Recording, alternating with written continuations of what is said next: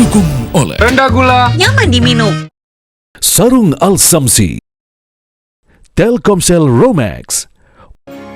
Assalamualaikum warahmatullahi wabarakatuh. Selamat malam pemirsa, apa kabar Anda? Selain dua informasi utama tadi, kami juga telah menyiapkan serangkaian kabar penting lainnya. Di antaranya kami akan menghadirkan laporan langsung suasana libur Natal dan Tahun Baru dari Jakarta dan Bandung. Bersama saya Windy Wellington, inilah kabar utama selengkapnya.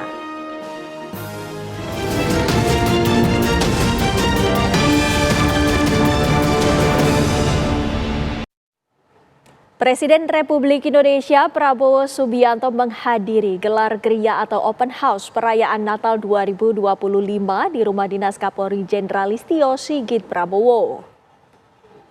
Presiden Prabowo tiba di Rumah Dinas Kapolri pada Kamis sore 25 Desember 2025. Dalam kesempatan tersebut, Presiden hadir bersama putranya Ragowo Hedri Prasetyo Joyo Hadikusumo atau Didit Prabowo beserta sejumlah Menteri Kabinet Merah Putih. Meski kunjungan dilakukan secara tertutup, Prabowo nampak berada di open house Kapolri selama kurang lebih 1 jam. Selain itu, Presiden Prabowo nampak juga menyempatkan datang ke kediaman Luhut Binsar Panjaitan.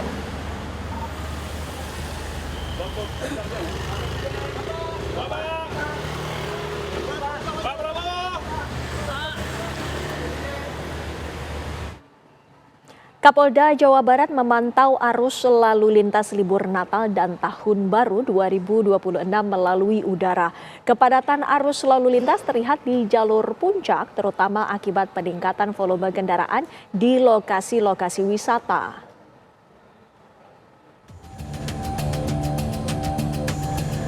Kapolda Jawa Barat Irjen Pol Rudi Setiawan memantau arus lalu lintas libur Natal dan Tahun Baru 2026 melalui udara. Pemantauan dilakukan menggunakan helikopter Bell milik Polri untuk melihat kondisi jalur utara dan kawasan wisata di Jawa Barat. Helikopter lepas landas dari Lanut Hussein Sastra Negara Bandung, kemudian terbang menyusuri sejumlah jalur utama, diantaranya Tol Bocimi, jalur Cianjur, ruas Tol Gadok hingga wilayah Puncak yang menjadi salah satu tujuan favorit wisatawan. Dari hasil pemantauan udara, kondisi arus lalu lintas di sejumlah ruas tol terpantau masih normal dan lancar, namun kepadatan kendaraan mulai terlihat di jalur puncak, terutama akibat peningkatan volume kendaraan di lokasi wisata. Kita sudah melakukan perjalanan dari Bandung, Bandara Hussein, melintas di daerah Sukabumi. Tadi objek pertama yang kita tinjau adalah pintu tol di Cibadak tadi, ya, Parung Kuda. Terlihat depan pintu tol masih lengang atau masih lancar, tetapi di pasar Cibadak ada terjadi kepadatan. Ini kita terlihat masih ada beberapa kendaraan yang sumbu 3 masih melintas dan beberapa angkot yang mengetem atau menunggu penumpang, menurunkan penumpang di bahu jalan. Kemudian kita melanjutkan perjalanan tadi di Gadok, ya, Gadok ke Ciputat, ke Puncak, terlihat antrian di lampu merah Gadok, tapi masih cukup terkendali, ya, jumlahnya juga. Ini disebabkan karena lampu merah saja. Kemudian untuk di atasnya sampai ke Puncak, alhamdulillah relatif normal. Untuk mengantisipasi kemacetan di jalan tol, polisi memberlakukan kontraflow. Sementara untuk di jalur wisata Puncak, petugas memberlakukan sistem one way. Dari Bandung, Jawa Barat, Cepi Kurnia, TV One, mengabarkan.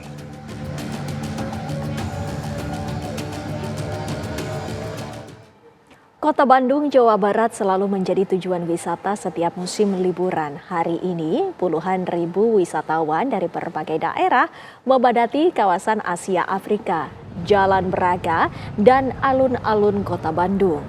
Kepadatan arus kendaraan terjadi di pusat Kota Bandung, terutama di Jalan Asia Afrika dan Jalan Braga. Kawasan yang terkenal dengan deretan bangunan kuno tersebut masih menjadi primadona wisatawan yang didominasi keluarga dan anak-anak muda. Data dari Satlantas Polrestabes Bandung mencatat jumlah wisatawan di kawasan Asia Afrika dan Braga mencapai 39.000 orang dalam sehari kemarin. Petugas memprediksi jumlah pelancong hari ini akan lebih banyak. Aparat pun mengintensifkan patroli dan menyiapkan sejumlah antisipasi karena diperkirakan kepadatan wisatawan akan terus terjadi hingga perayaan Tahun Baru pekan depan.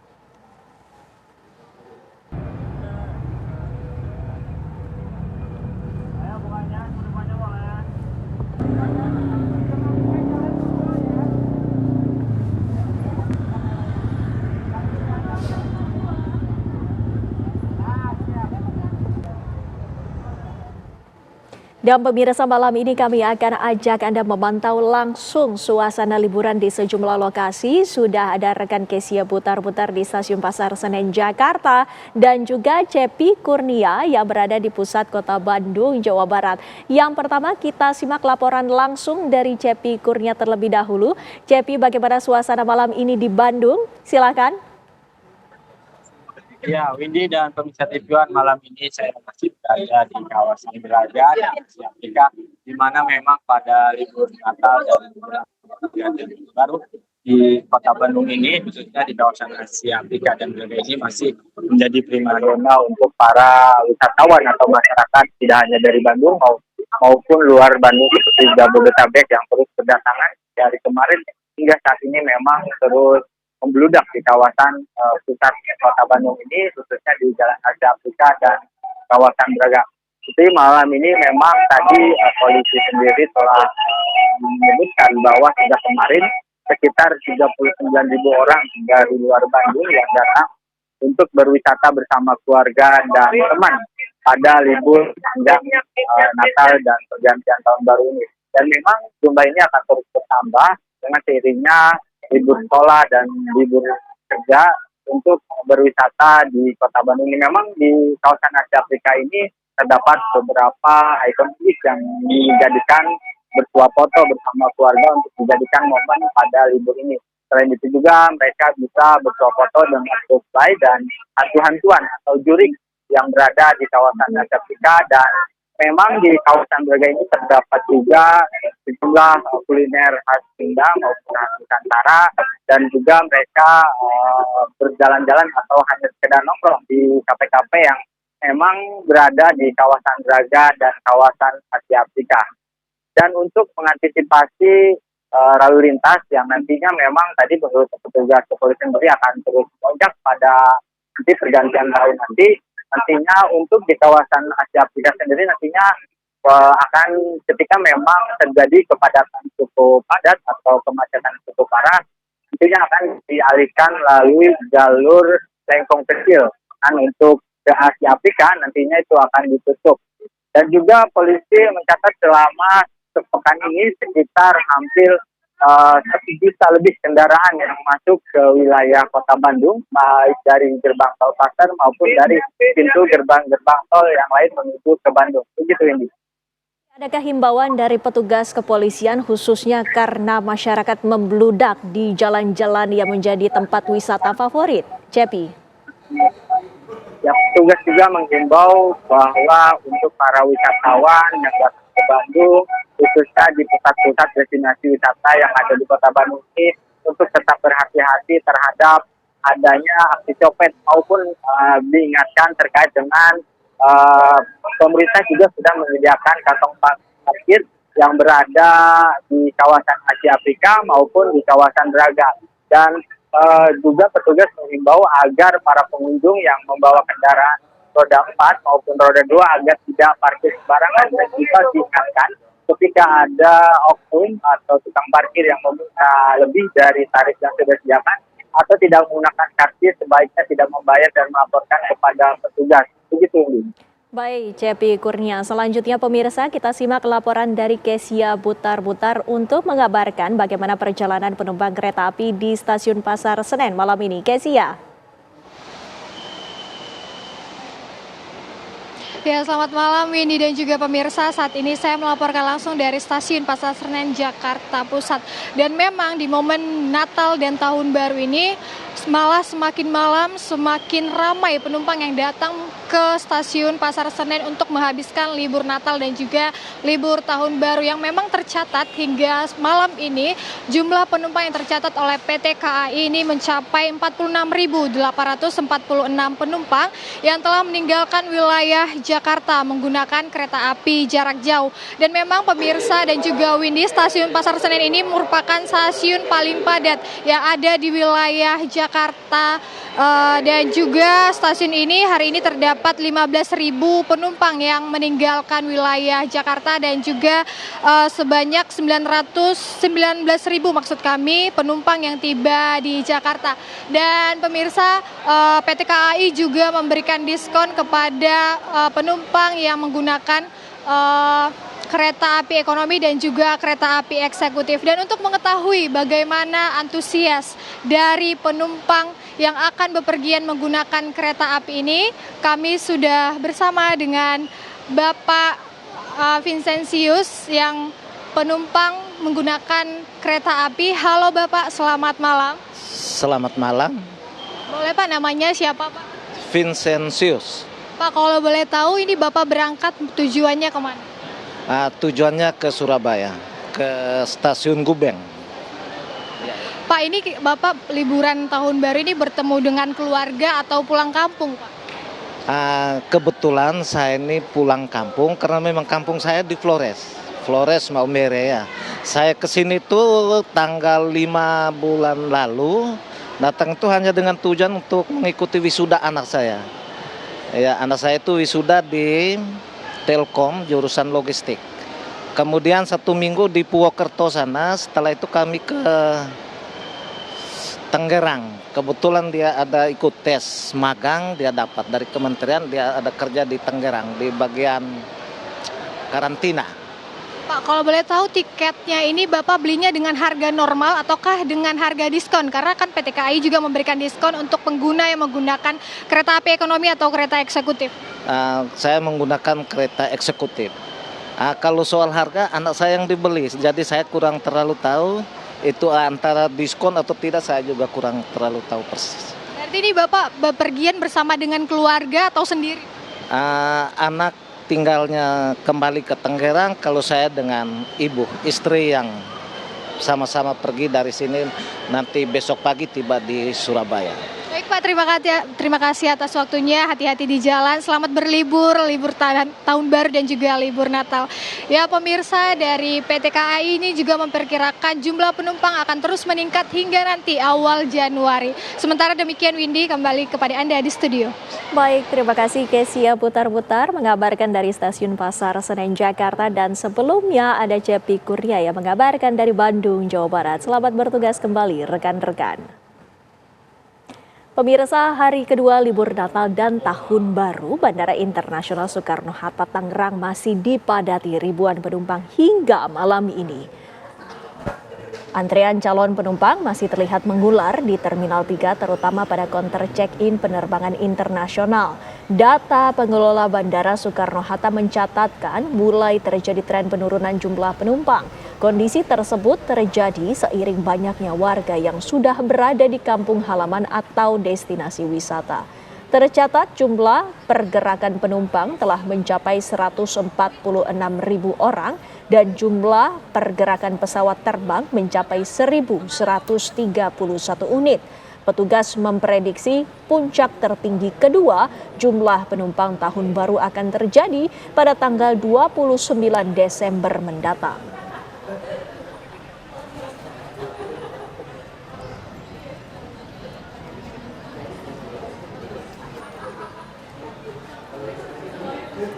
Ratusan umat Islam dan Buddha mendatangi sekitar Gereja Pantai Kosta di Indonesia atau GPDI Dusun Tekelan untuk mengucapkan selamat Hari Natal kepada para tetangga yang merayakan perayaan Natal di lereng Gunung Merbabu, Kabupaten Semarang, Jawa Tengah tersebut menjadi contoh kerukunan antar umat beragama. Hari Raya Natal di Dusun Tekelan, Desa Batur, Kecamatan Getasan, Kabupaten Semarang, Jawa Tengah, tak hanya dirayakan warga yang beragama Kristiani. Perayaan tersebut juga diikuti seluruh warga dari berbagai agama. Sebelum perayaan dimulai, terlebih dahulu umat Kristiani melakukan ibadah. Setelah selesai ibadah Natal, puluhan umat Kristiani keluar dari gereja, kemudian berdiri berjajar di jalan kampung dan di depan gereja, menyambut umat Buddha maupun umat Islam yang datang memberikan ucapan selamat Natal. Seperti perayaan hari-hari raya yang lain, perayaan hari Natal ini memang selalu dilaksanakan setiap tahun. Jadi ini ada tadi ucapan selamat Natal dari umat Muslim sama umat Buddha untuk saudara kita yang beragama Nasrani. Tapi di Tekelan ini sungguh luar biasa. Baik orang Kristen, orang Buddha, orang Islam, orang Buddha memberikan ucapan selamat Natal kepada umat Kristen. Iya, setiap kegiatan perayaan hari besar mereka, maksudnya agama-agama di luar Kristen, misalnya Muslim di Hari Raya Idul Fitri, kemudian umat Buddha di Hari Waisak, kami juga berkunjung memberikan ucapan selamat kepada mereka semua.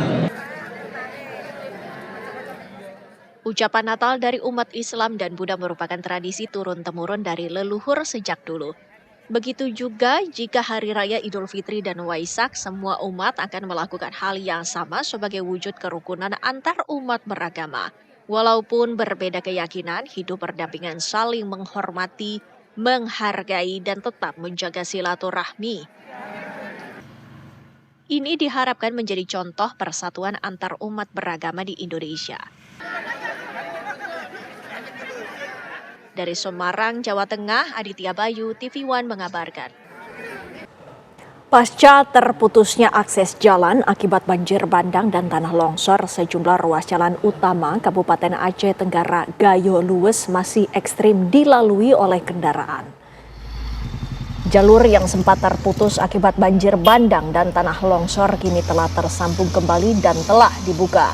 Meskipun jalan telah dapat dilalui oleh kendaraan, namun para pengendara harus ekstra hati-hati.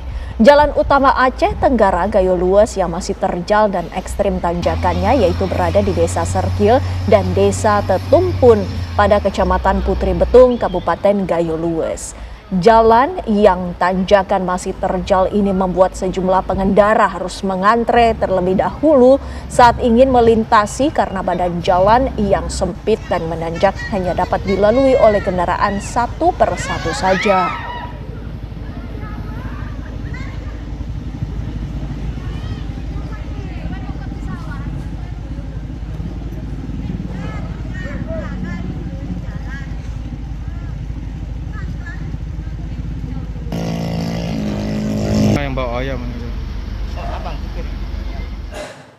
Dan pemulihan akses Jalan Sibolga Tarutung yang terputus akibat longsor yang terjadi pada sebulan lalu saat ini terus dikebut. Pemirsa, seperti inilah kondisi terkini lintas utama Jalan Sibolga Tarutung, tepatnya di kilometer 6,5 yang terputus akibat tanah longsor. Upaya pemulihan jalan masih terus dilakukan dengan mengerahkan alat berat berupa ekskavator untuk membentuk jalan baru. Kendati belum sepenuhnya dapat dilalui kendaraan, jalan setapak ini kerap dimanfaatkan oleh masyarakat untuk menyeberang dari satu sisi ke sisi lainnya dengan berjalan kaki. Pemulihan jalan ini pun diharapkan dapat diselesaikan sesegera mungkin.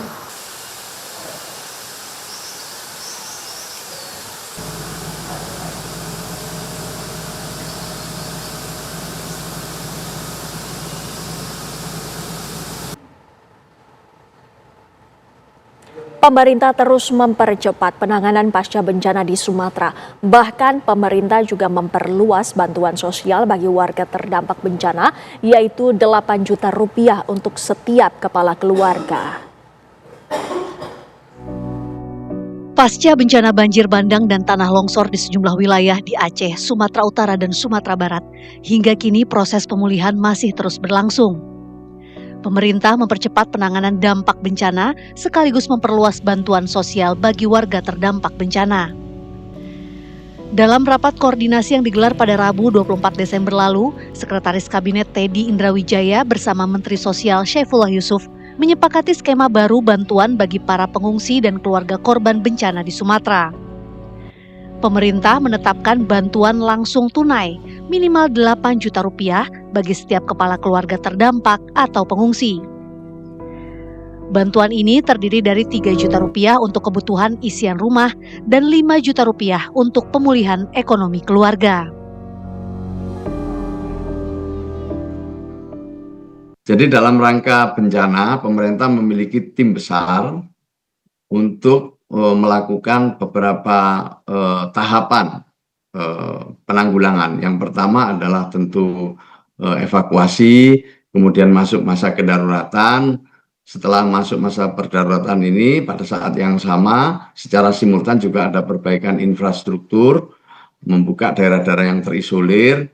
Setelah itu, baru kemudian pemerintah menyediakan huntara atau hunian sementara atau hunian tetap bagi keluarga terdampak yang rumahnya rusak berat atau rumahnya hilang sama sekali. Nanti setelah huntara ada, setelah huntaranya ada atau huntapnya ada beberapa bantuan yang diberikan untuk memulai hidup di huntara atau di hunian tetap itu. Dari Kemensos ada beberapa program, ya, yang program dukungan setelah berada di hunian sementara atau hunian tetap.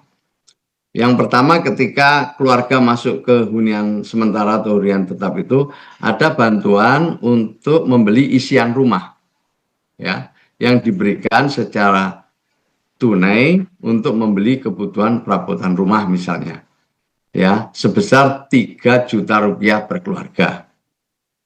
Setelah itu, ini juga sesuai dengan Permensos yang lama, ada bantuan jaminan hidup sebagai dukungan pemenuhan lauk pauk saat tinggal di huntara atau di hunian tetap.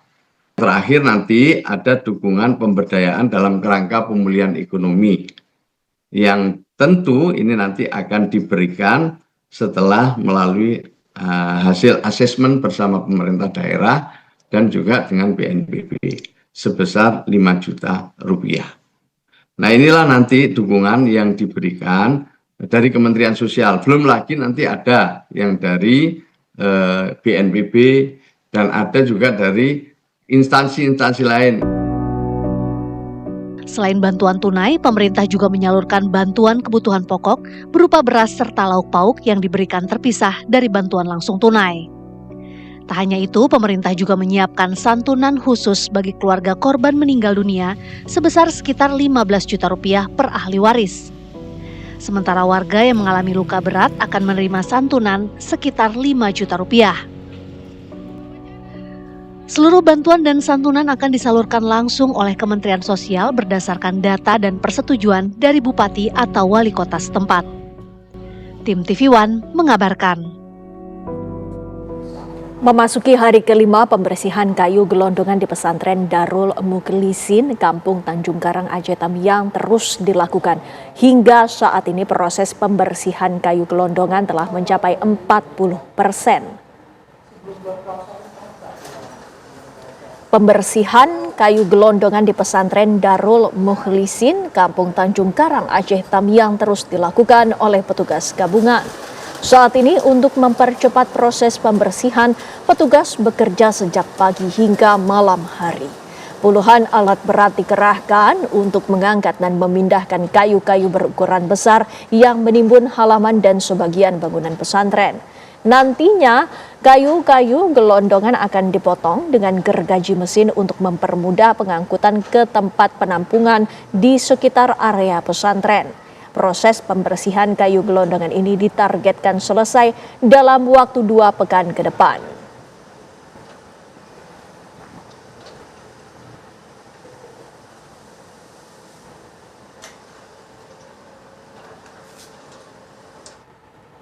Banjir dan tanah longsor kembali terjadi di daerah Pasielaweh, Lubuk Alung, Kabupaten Padang Pariaman, Sumatera Barat.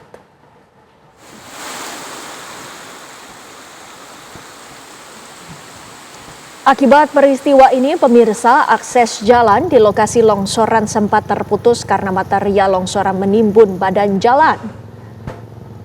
Aparat kepolisian dari Polres Padang Pariaman pun langsung berupaya menyingkirkan material longsoran dari badan jalan. Selain longsoran, sejumlah lokasi juga digenangi air akibat naiknya air Sungai Batang Anai.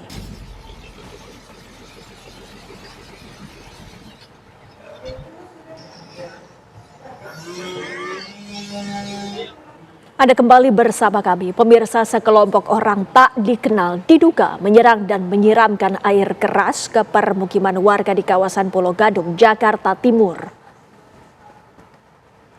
Rekaman kamera pengawas menunjukkan sekelompok orang tak dikenal melakukan penyerangan dan penyiraman air keras ke pintu gerbang Jalan Remaja Jatinegara Kaum, Pulau Gadung, Jakarta Timur.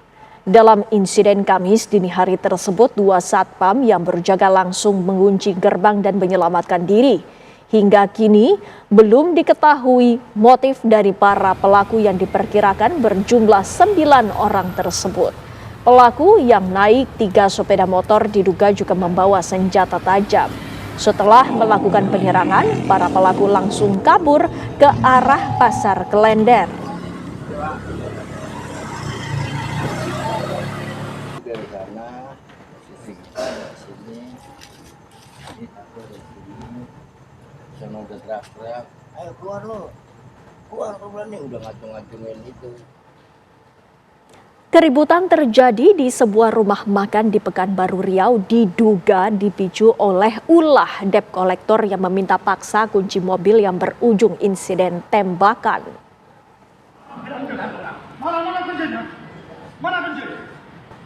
Konfrontasi yang viral di media sosial ini terjadi di Jalan Arifin Ahmad, Pekanbaru Riau. Kasih kunci. Diduga peristiwa berawal saat kelompok debt collector atau penagih utang berdebat meminta paksa kunci mobil seseorang. Konflik memanas ketika terjadi letusan tembakan saat keributan terjadi. Peristiwa ini diduga melibatkan 2 oknum anggota TNI dari Kodam 19. Pihak Kodam 19 Tuanku Tambusai menyebutkan 2 orang oknum TNI yang terlibat telah diamankan dan diperiksa di Pomdam 19. Pihak Kodam masih mendalami keterlibatan oknum anggota TNI tersebut.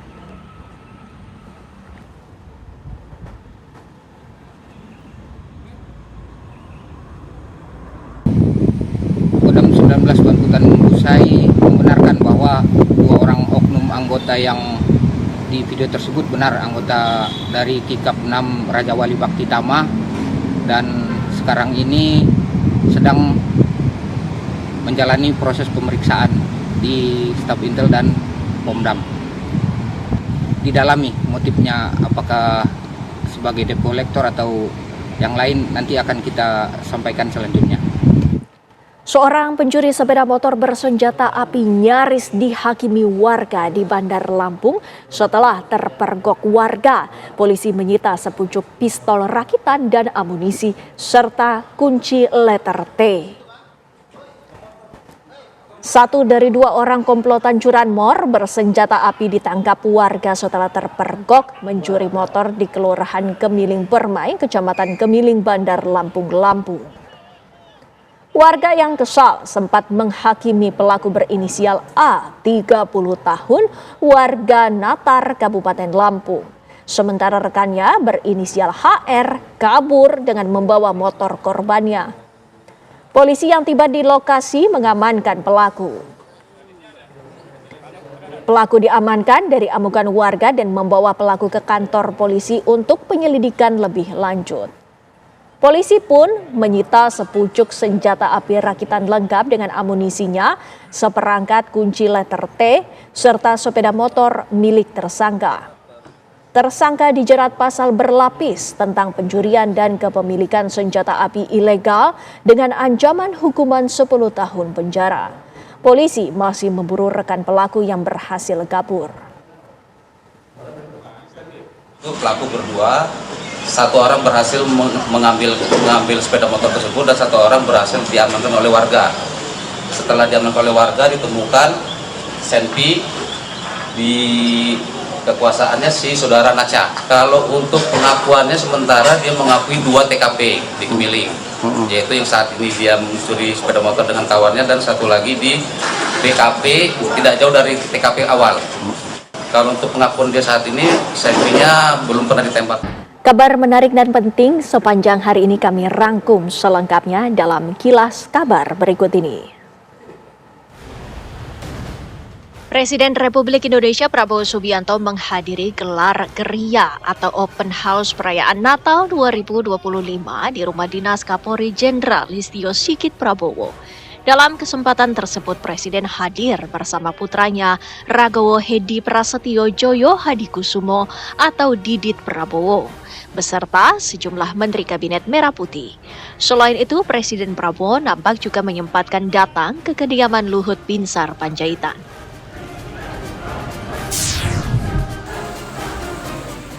Banjir dan tanah longsor juga kembali terjadi di daerah Pasielaweh, Lubuk Alung, Kabupaten Padang Pariaman, Sumatera Barat. Akibat peristiwa ini, akses jalan sempat terputus karena material longsoran menimbun badan jalan. Selain itu, sejumlah lokasi digenangi air akibat naiknya air Sungai Batang Anai. Petugas gabungan pun berupaya menyingkirkan material longsoran dari badan jalan.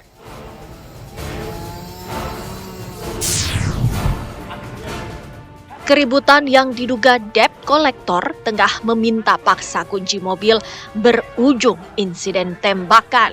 Peristiwa keributan ini viral di media sosial terjadi di Jalan Arifin Ahmad, Pekanbaru Riau. Peristiwa ini diduga melibatkan 2 orang oknum anggota TNI dan Kodam 19. Pihak Kodam 19 Tuanku Tambusai menyebut 2 orang oknum TNI yang terlibat telah diamankan dan diperiksa di Pomdam 19. Pihak Kodam masih mendalami keterlibatan oknum anggota TNI tersebut. Tim TV One mengabarkan. Usai sudah kabar utama, mewakili kru yang bertugas saya Windy Belintoria pamit undur diri. Terima kasih atas perhatian Anda. Selamat malam, sampai jumpa.